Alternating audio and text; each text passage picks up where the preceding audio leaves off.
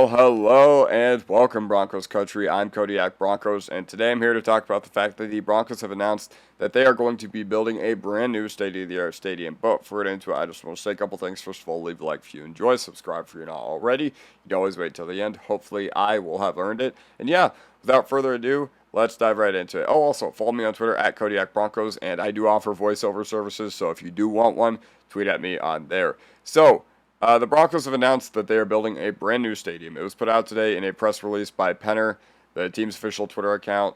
Both Penners, Greg and Kerry Penner, alongside the mayor of Denver and the governor of Colorado as well. And real quick, I'm just going to take this time to victory lap because you see right here, January 17th, 2025, I came on here at like 1 a.m. that night, and I was just like, listen, the Broncos are building a new stadium whether you like it or not. Now, it's easy to say that now, and you could just be like, well, that wasn't that impressive. But listen, everybody said, no, it's not coming. They're just going to renovate their new stadium now. They're just going to, keep adding on to what they have. And I was like, guys, Walmart spent too much money on this stadium. They sent out that survey about what new features you guys would have wanted. So I was like, listen, guys, it's coming whether you like it or not. And I did that before all the talk really ramped up in the summer. So, yeah, I do got to pat myself on the back. I do got a victory lap myself right there. Hopefully, I'll be doing the same this year when Troy Franklin goes for 1,100 yards. But, yes, so the location is officially the proposed Burnham Yard site, not Lone Tree or DIA. Now, full disclosure, I've lived in Denver pretty much my whole life, and I had not even heard of Burnham Yards until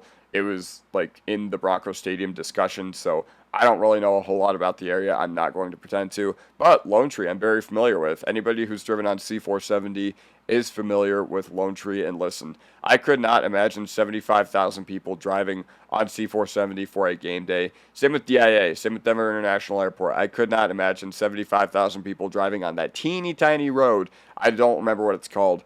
That only has 2 lanes that gets to DIA that often gets really backed up a lot of times. But yes, so this will feature a retractable roof, and Greg Penner says the team will play in the elements. So yes, the idea of this is to make an entertainment district. And also, 1,000% privately funded, no tax money is going to the stadium. Great, home run by the owners right here, because I came on here in January and I said that it would have been really embarrassing to have Walmart money and for them to ask for funding for the stadium. So these are the main talking points for the new stadium, and so I am going to show you guys the official press release. I'm not going to read it word for word. You guys can read it if you want, but I am going to talk a little bit about my thoughts on Empower Field as somebody who grew up going to games.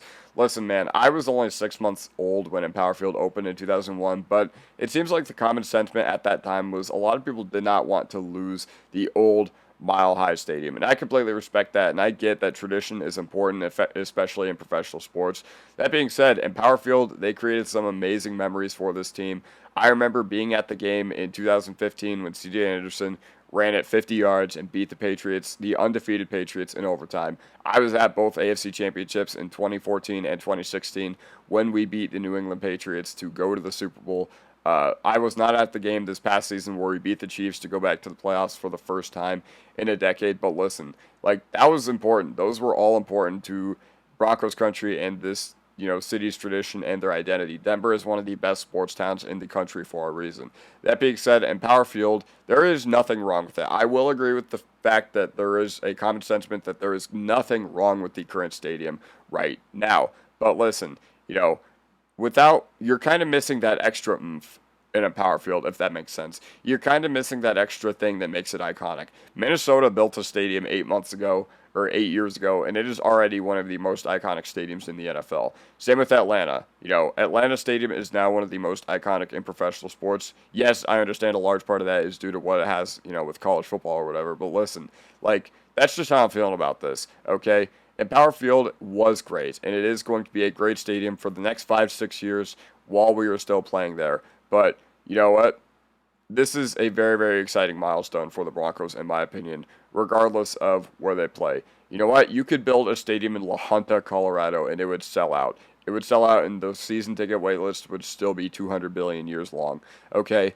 And the Broncos, they want to make this not just a stadium, but a district. The reason I'm bringing this up is because you already see what the Rockies did with McGregor Square right here. These are actually official. I don't know if these are official pictures or just artist renderings, but this is exactly what it looks like. And, I remember during the Avs Cup runs, I remember during the Nuggets championship run, you were able to utilize McGregor Square and have all these cool watch parties. So I agree with the fact that this is kind of the way sports are trending towards. And for anybody that's ever been to St. Louis, too, this is all kind of started when St. Louis built their ballpark village. And the idea of it is, okay, you go to the game, but before and after, what do you do? And it's not a big deal for Denverites, for people that are locals like myself, but for Broncos fans who travel from out of town, for historians who just come to Denver and want to see what the Broncos history and the franchise has to offer before and after the games take place, then this is kind of the way that sports are headed towards as well.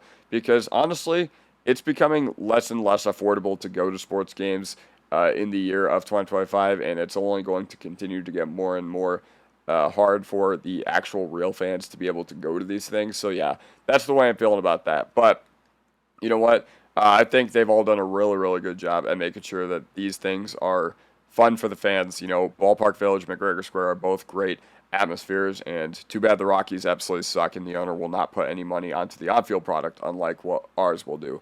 So why should fans be excited? So this is going to be the most expensive stadium ever built. Okay, we're 6 years out from it. They don't have the official budget or anything. I'm not going to pretend like I'm an insider when I say that. But listen, you have the richest owners in professional sports, and they are going to make sure that they recoup their $4.5 billion investment, and it will look awesome. I'm telling you right now, it is going to look absolutely awesome.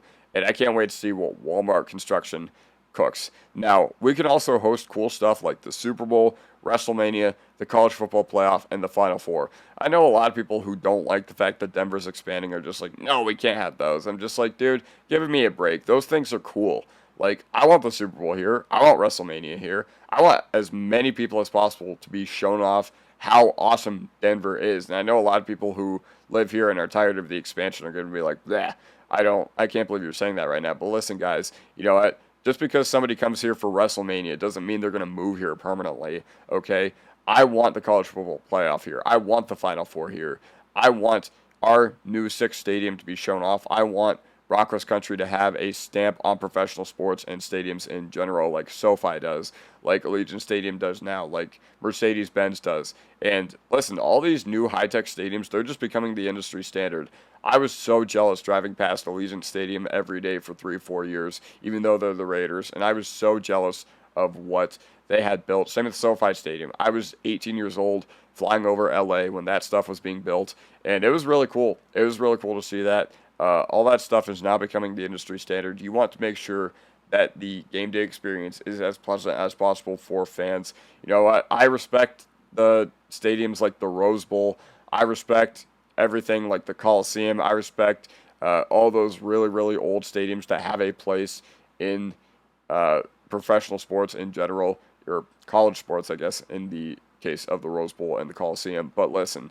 It's the NFL, and I agree that some sports are designed to be historic, but baseball is one of those, and I don't think football is one of those. I think football is one of those sports that is as progressive as possible. You got to embrace modernity, if that's even a word. So I'm happy with the way things are headed as far as construction and stadiums and whatever. But listen, technology is great, and also, you never know what kind of home field advantage Walmart can cook up, okay?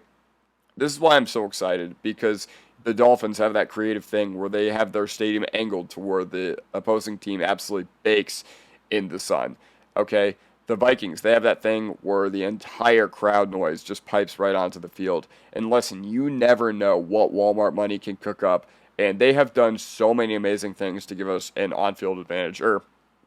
They've given us a front office advantage, which trickles down to an on-field advantage. So it is so, so cool that we have been able to have these owners that are willing to pay Sean Payton the highest head coach salary in professional sports to get things right with our organization and turn it around overnight. So now you're going to make the game day advantage that much better. I can't wait to see it. I don't know how many people it's going to hold, but I can assure you we are going to have an advantage. You know, they would not be building this stadium without an advantage in mind. So that's so, so sick.